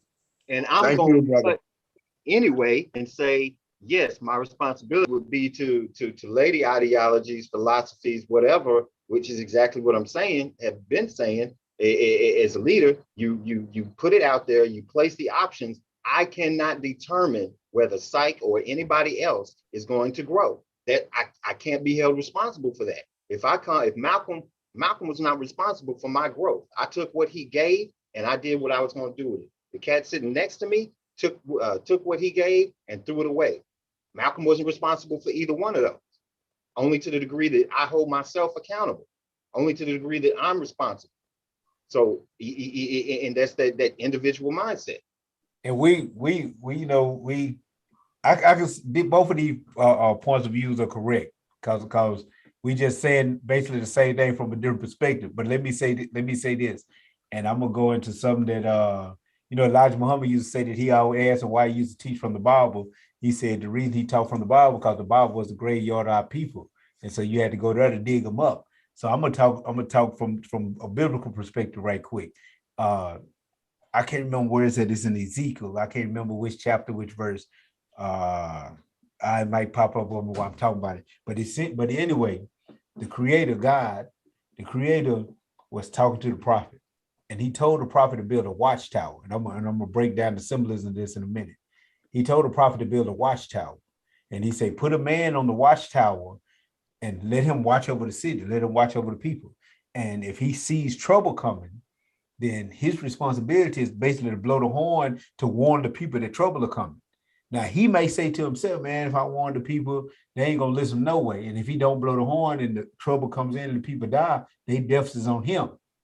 But if he blows the horn and gives the people the warning and the people he has done his job. So if the people die because they refuse to listen, their death is on themselves. He done his job. Now, the metaphor, the symbolism of this is that the watchtower is a high level of consciousness, a high level of understanding. And those who have let's look at it physically. If you up on high, let's say dark side is on the 10th floor in the building, and I'm on the second floor in the building, and we both looking out the window. Dark side is going to have a different vantage point than me. He's going to have a different perspective. He's going to be able to see further and a whole lot clearer than I will because I'm on a lower level. Same thing happens with consciousness. Consciousness or knowledge itself becomes the watchtower. And those who are on this watchtower have a responsibility to watch over those who are lower than the watchtower and then blow the horn and give warnings. If the people don't listen, then they death is on themselves as long as that person on the watchtower. So that's what knowledge does. Knowledge puts you in a position where you do have responsibility because, and I can be and I ain't fit to go into this and get all metaphysical right now, but we have responsibility to each other because we are extensions of one another. Huey once said that violence brought him a great deal of sadness because when he hurt another person, he realized he was only hurting himself, an extension of himself, as violent as Huey may have been. And that's just where I see leadership. Whenever you put yourself in the position of a leader, I truly believe that a teacher and a leader must be a teacher. I believe that a leader must be a teacher. The leader must be a guerrilla. He must be an economist, and he must be a political theorist. And the reason I say that is this kind of to kind of add on. You got me using piggyback to add on to what Brother Yeager was saying when he talked about the revolutionary being the highest evolution of man. Huey said that the gorilla what's the highest level evolution of man, which is a revolutionary. But because the gorilla is both the political theoretician and the military fighter. In the average or in the regular military, you have a military fighter who has to be told what moves to make. The gorilla has to change plans in the field. Sometimes the gorilla may move on his own, and the gorilla must be able to adapt to the situations. I mean, you remember the old Rambo, the first First Blood, real gorilla thought process was in the movie with the way the dude was just trapped in the city, but you see what he did. He took the resources all around him and he fought a war with those resources. So the gorilla being the highest evolution of a man because he is both the political theoretician and the military fighter. A leader must be a political theoretician because some of these words we talk about and some of these terms and ideologies we use, the average mass of the people don't understand. And the political theoretician must be able to take those words and then do what Malcolm used to do. They said that Malcolm here he could speak at Harvard, but then he could walk through the streets of Harlem and the autobiography says the brother ran up on Malcolm and he used the slang of that day and time. Say, look out, bro, I heard you having a thing going down at the spot. What I'm gonna do is take some vines down to the big nose and I'm gonna try to see if I can make it there. That's what the dude said to Malcolm. And then Alex Haley looked at Malcolm after the dude walked off and said, "You understood what he said?" And Malcolm said, "Oh, yes." He said that he heard that I'm speaking at the Audubon ballroom later, and he has a suit that he's going to take to the pawn shop to pawn to the Jew so he can have enough money to pay the interest fee. You know, Malcolm knew how to change that conversation. He knew the language of the streets, and he knew the educated language. And that's what a leader must be able to do. He must be able to interpret these ideas and these concepts. That's why I say he got to be a political theoretician. So when the leader has more responsibility than the average mass of the people. That's why he or she is called a leader and not just the masses. Because the masses are the deaf, dumb, and blind. The masses are just walking in mindlessly through this maze that we call the matrix. So there's no real responsibility on somebody at that state. But somebody who allows themselves to be placed in a position of leadership where they're responsible for other people's lives, where their commands or their orders will move people into battle or move them into peace, that person has to take more responsibility, I believe. That was a mic drop. Whatever. I don't appreciate you calling me out on being light skinned. I think me and Ward take exception to that. I don't appreciate that.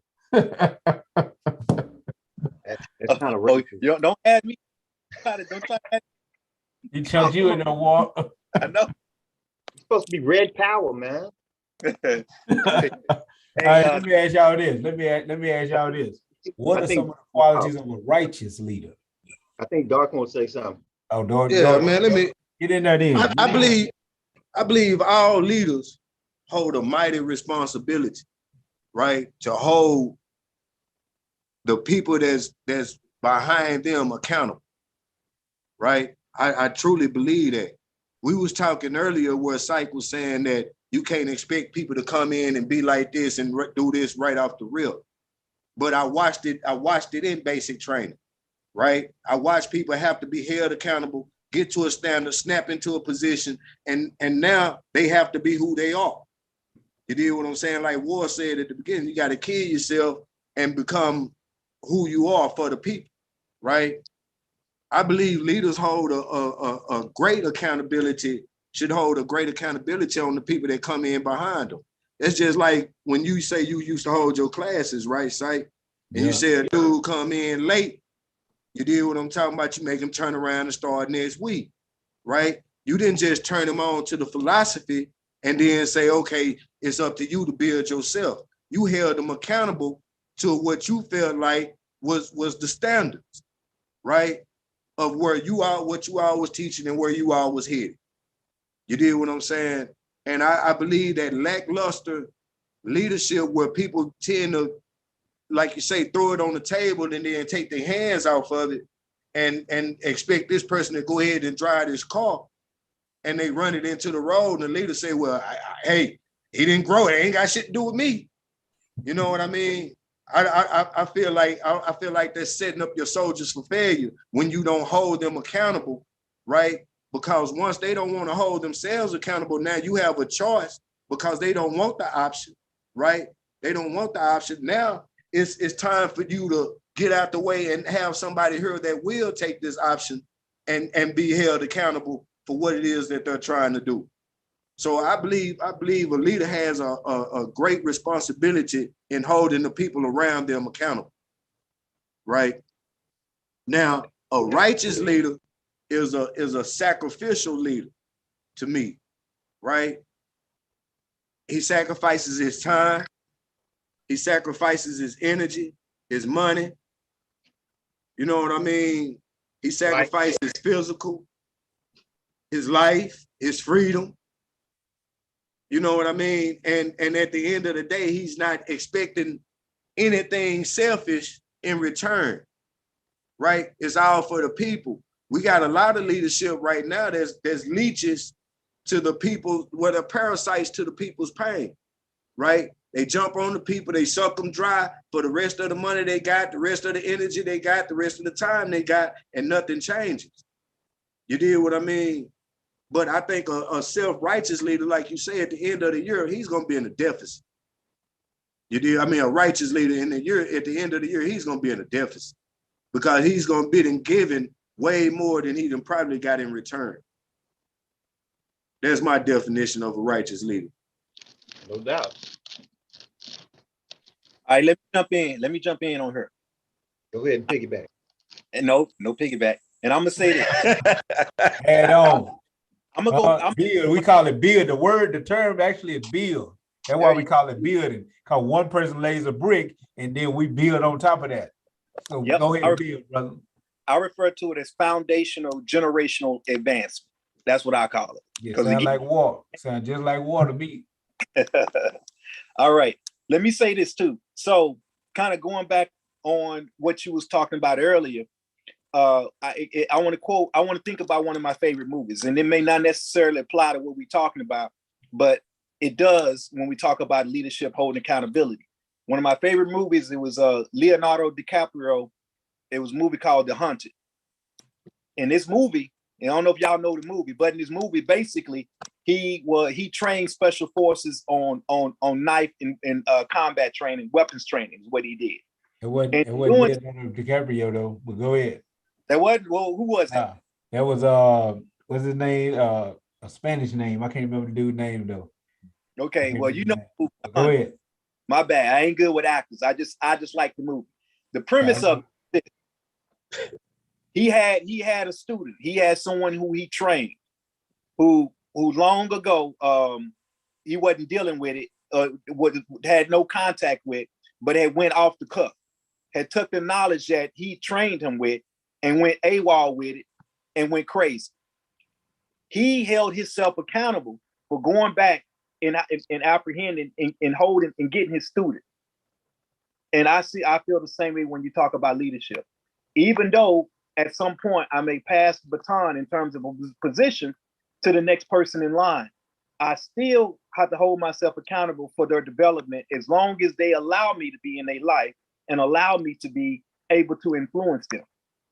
Reason being, look at it like this, and it goes back to the way you measure a person in terms of their involvement in the movement.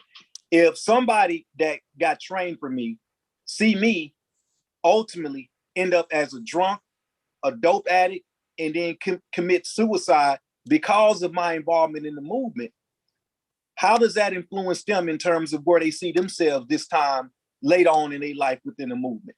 So even if we're stepping back and someone is moving forward, we have to hold ourselves accountable just for the image and the representation as it applies to the elevation of where they see themselves. Because a lot of times they're going to look at you still, even as they move forward, as being the example of where I may end up.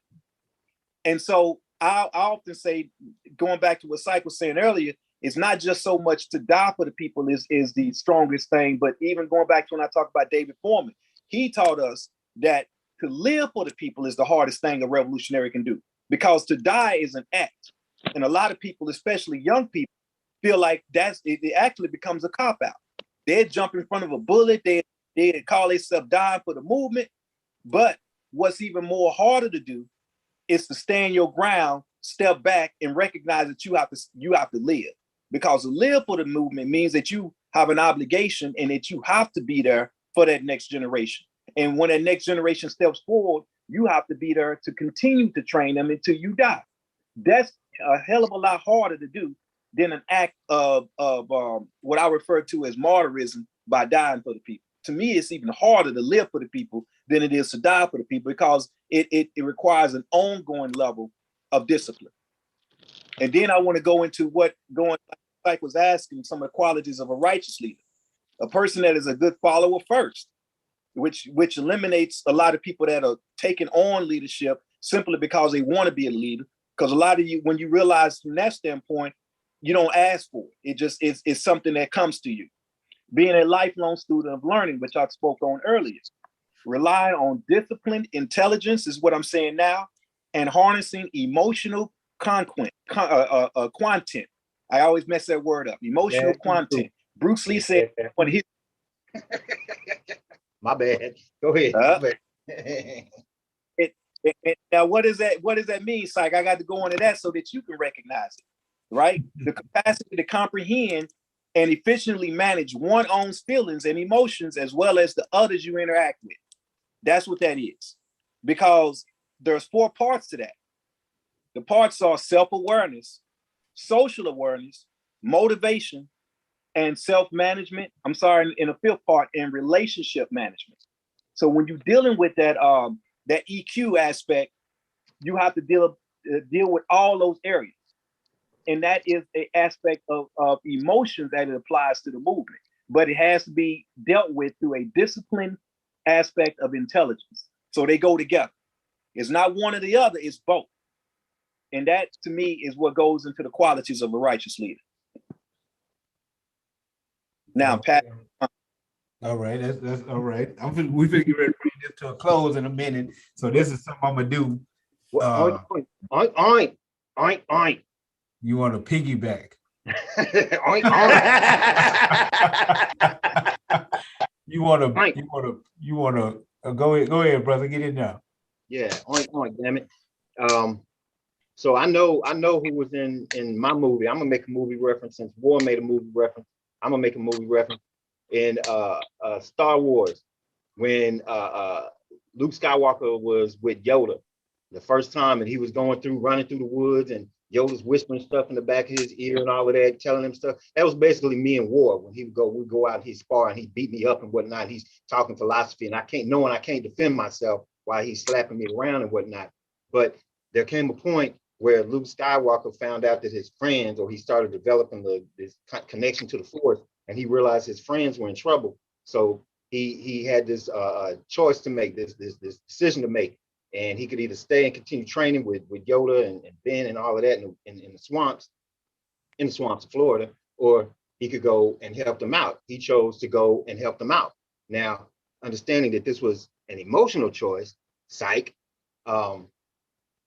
it still highlights for me the reality that Yoda and Ben, and no matter how aware or intelligent or whatever the teacher is, the so-called leader is, that it still boils down to the student. Like Ward said, as long as the person allows me to be a part of their life, because it's kind of a double-edged sword. We can't talk about empowering the people without empowering the people with the option of walking away. That has to be an option as well. You can't just empower the people to become revolutionary. You got to empower the people, period. And the danger in that is folks get a little bit of information and they run off. They're gone doing something that's just out of control, just doing something. They get, we all know how it is. We get a little bit of information and we feel like we know it and we want to go out and do blah, blah, blah, blah, blah. While the teacher sits back and like, yeah, that's not good. That's not the right thing, dog. So it still comes down to this idea of the so-called individual, which, and again, this is my premise for why War, you want to talk about, make a little sly comment about other people not being active and whatnot. I caught that. You ain't slick, partner. I got you. But that's the primary reason of why I am where I am, because in my head, the reality of it is we have become so indoctrinated with the concept of the I, the individual, that you have We're talking about a collective, people coming together for 2 hours or whatever the video length is, or they see, or whoever has it online. So that little capsule of people talking about let's come together. Meanwhile, the other, 22, 24, whatever hours of the day, we're being taught that we're individuals to go in the opposite direction, to do our own thing. It's your thing, do what you want to do, all of that nonsense. So we're fighting this uphill battle because people have been empowered with this idea of I'm an individual, I can do what I want to do. And we're coming with this collective, let's come back together. So, that's and that's for me a big reason as to why I don't think that we as so-called individuals can be held responsible, even in our own mind, for these individuals, so-called these eyes that see themselves as individuals. And as long as they see themselves as individuals, they are individuals, regardless of the reality that we can talk about of us being a collective, or we're one people and one this and this kumbaya stuff. That's all it is. It's a good kumbaya. I used to like to say that Black Power at this point in time is nothing more than a good idea. That's it. So all of this coming together and Pan-Africanism, all these things are just good ideas because the masses of the people believe that we're individuals. We are our own leaders. I don't need you to lead me. Fuck you. You don't know where I'm going. All of that nonsense. So it can't possibly be the responsibility of the leader to reach into the mind of somebody else and make decisions for them. That's counter to everything else we've talked about. We might as well be Europeans, manipulating the manufactured consent. Just, have people robotically going through, the mechanism, the mechanizations of doing this when that's not what we want. So and that's kind of my point. We have to be willing to accept both of them and no real immediate individual responsibility. If you're going to hit somebody to something, you have to be willing to accept that they may tell you to get on. And you're right. Without a shadow of a doubt, one thing that a revolutionary does is attempting to create freedom. So people have the freedom of choice and the freedom to do or not do. However, that's not what we're talking about by going in their head, making them accept an idea. But see, the thing about, and hold on. Let me make this point and then come back. Who was that said that? Was that War said that a few minutes? Brother, either threw me off my scrub. Maybe forget how I'm supposed to go about this. But that's not what we're saying. What we're saying here is, that's what we were saying. When War was saying, once you become a Panther, then you no longer belong to yourself, you belong to the people. Basically, your life is over. You just committed suicide. You would call it revolutionary suicide, but you just committed suicide. And so therefore, and we did a build a couple of years ago when we was on Blog Talk Radio, where we built on a revolutionary and what was revolution. And I wrote, well, I didn't write it, I'm lying. A brother of mine that was part of the school while I was incarcerated, he wrote the 27 things that a revolutionary is. And that's one of the things we used to teach on. And one of those 26 things that are made a revolutionary, or we said that a revolutionary must be, is they must understand how to use music and the arts. And the reason for that goes back to what you said a few minutes ago, E. You said it can't be about catching the minds and hearts of the people, because if that was it, all we got to do is worry about hairstyles and tennis shoes, because that's what the mind of the people are. And the people have always been moved by music, art, and entertainment. So the revolutionary must be able to go into those things and move the people and teach the proper ideology and give the education. Now, so most people are not going to accept it. We said it before, we've known it all of our lives. The reason why we're in this situation, because the masses are easily led astray. This is just a historical fact. But we talk about the revolutionaries are the leaders' responsibility, because once you get put on a position of leadership, you do have responsibility. And once you decide to be a Panther, if what War said is correct, that you no longer belong to yourself, you have a lifelong responsibility of guiding the people and educating the people and teaching the people, even when they refuse to accept what you're teaching. I remember one time, and you might not remember this, see, when we first got in the field, we was young, fresh, brand new recruits. We was out in the field. I think we might have been in Stop 6 in Fort Worth at the time, I think. And I walked up to a brother and gave him the platform. And the brother took the platform, folded it in half, and went to writing on the back of it.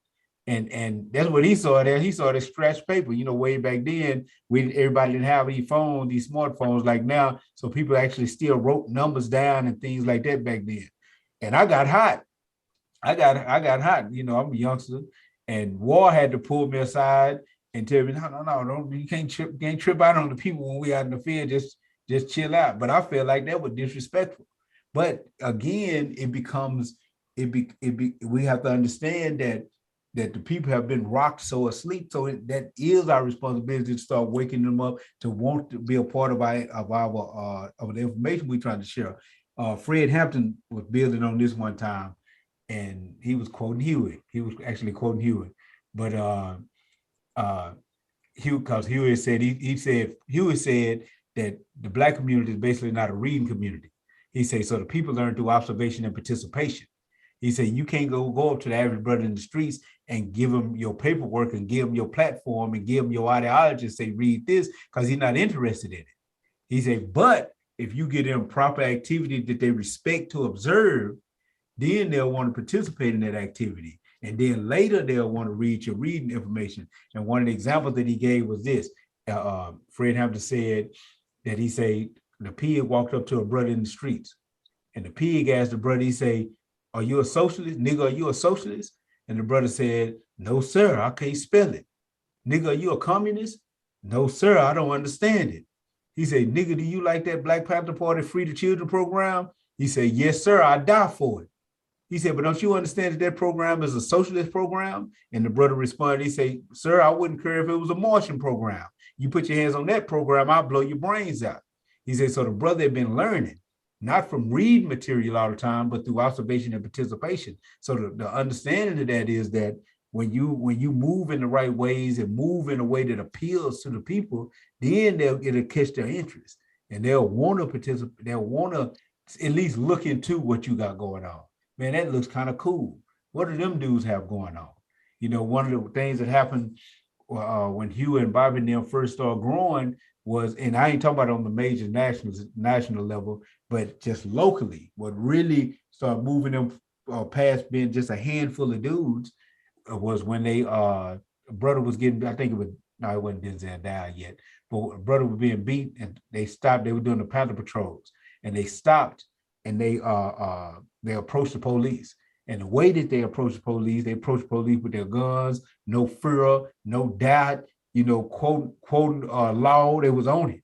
And when the mass of the people saw this, they were like, man, who the hell is that? And that's when the influx started growing in Oakland, because they saw activity, they observed activity they respected, and then eventually wanted to participate in.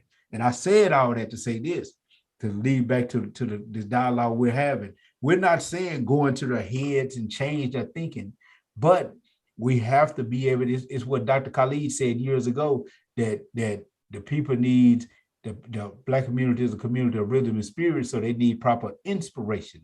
So we're talking about the responsibility of the leader to inspire the people to want to change their own mind. Now we feel have to get ready to close this thing down, so we ain't finna do this right now. We'll do this on another day and another time. We may come back next Sunday on the live. I'm not sure. If we do, you'll know 24 hours before, because we'll post the live on a Saturday to let you know that we're gonna come back on the live. But before we go, and I gotta go because I get up for work. I gotta be at work at 5 a.m. I gotta be at work at 5 a.m. So I can't talk to y'all all night. But I want to do this. Before we go, one of the main things that we talked about was ideology. And we talked about ideology and continuity, them two of the main things that we talked about. And we talked about what made a righteous leader. So before we go, could you brothers, each one of you brothers, maybe one book that will give us a deeper understanding of ideology, continuity, or what makes a righteous leader? One book that you can think of in your mind, and why? Go ahead, War. I know I'm gonna ask for a book. I'm gonna have to think. I'm gonna start off. To me, the book is gonna be the 50th Law, because when we first started this conversation, we talking about being able to overcome fear, and that fear is what encapsulates us to not want to recognize that we must be willing to step up and stand up, and from there, all type of things open up. So the 50th law that was written by 50 Robert Cent. Greene and 50 Cent. So that's it. Anybody? You know, I don't know. I mean, I would have to think about that. I know most of the ideology that we crossed has been, or at least for me, has been extrapolated or pulled out of, historical context and things of that nature. Because I personally get bored reading other people's ideologies. So, like I said, pulling and understanding someone's ideology simply by what it is they're doing, what it is they're developing. If you study the tactics and the activity and the events of QNM, Black Panther Party, I think that gives very ideology was, because you say all this Marx becomes irrelevant when you look at the things that they were doing were very African centered. I don't care what ideology, what ism you want to slap on there. I've never been big on isms. So you can, it's always a good place to start with a book. I'm not knocking that at all. But for me, observing and participating was what has developed my understanding of ideology across the years. So being a part of and studying the tactics and the activities and the approaches that groups like the Black Panther Party, the NAACP, and these other organizations, and developing an understanding of the ideology, because the ideology really, for me, as we say, is a living thing. A book is not a living thing, but when people put down the book and get up, start moving, that ideology becomes a living thing. So that's always been more effective for me.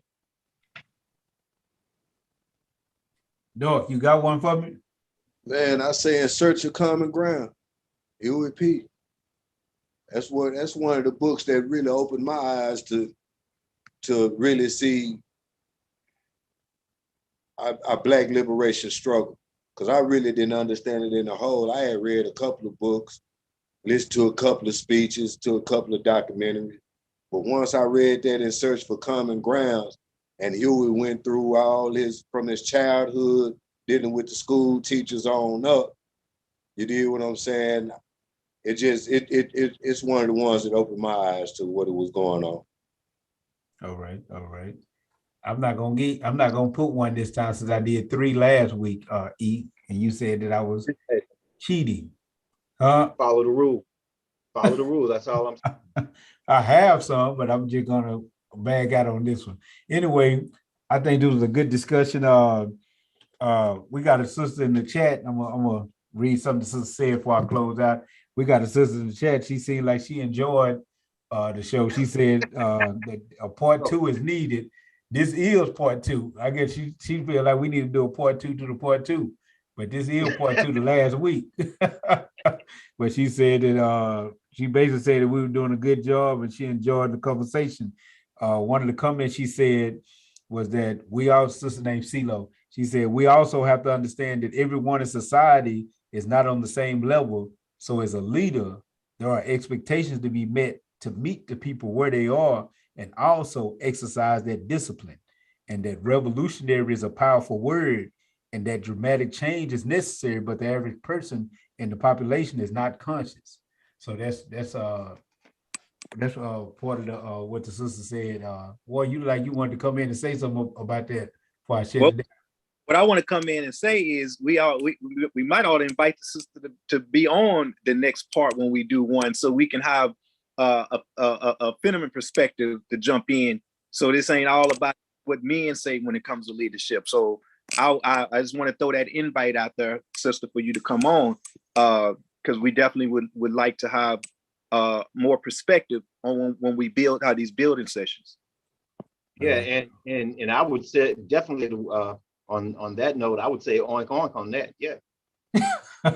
Oink. Well, that was your Panther 48. We had brother chairman Yanga Nkrumah coming out of Atlanta for the representing the People's Black Panther Party. We got Brother Darkside coming straight out to Stiff Cliff, representing the original Dallas chapter, New Black Panther Party. We got your brother War coming out of San Diego, California, as the chairman of the Black Panther Party out there, and we got brother E, the one of the original first day minister of information of the Dallas chapter, New Black Panther Party, and current member of the Panther 48. We hope y'all enjoyed it. We hope brothers and sisters get something out of it. I appreciate it and give thanks to those who participated and left things in the chat. Sometimes I got too into the conversation where I wasn't looking at y'all stuff, but there was a lot of stuff in the chat. And peace and power. Power.